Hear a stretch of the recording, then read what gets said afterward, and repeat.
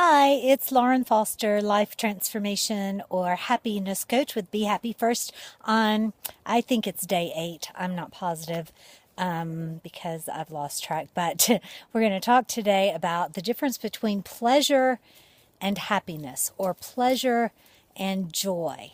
And I kind of stumbled over this principle for a while in my life because I had it in my head that if it didn't feel good, then why do it?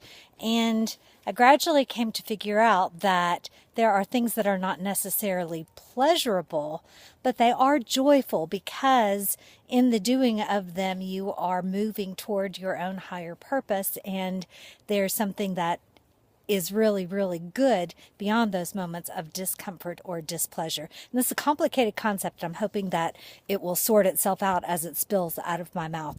But this hike today is a really good example of this. I'm going to show you what I'm looking at.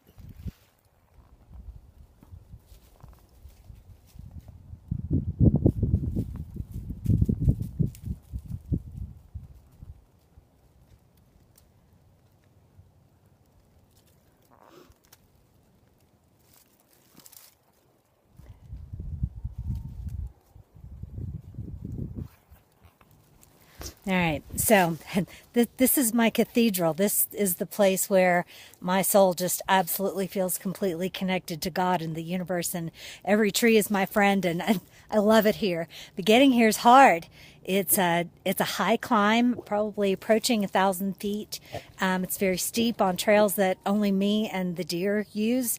So it's hard, and my legs are aching, and there's sweat trickling down my back, and a lot of discomfort, if you will. Lacey, no. Come here, baby. Come here, Lacey. Stay. Stay with me.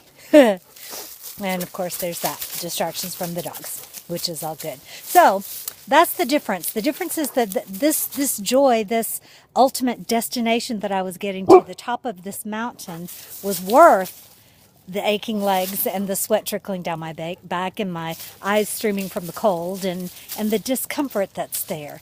You could also look at the example of eating a quart of ice cream, chocolate ice cream. It's pleasurable at the time, but afterwards, not so much. So not joyful, but pleasurable. Not that there's anything wrong with pleasure. I'm a fan of pleasure, and we should do as many things that feel good as we can possibly imagine all the time.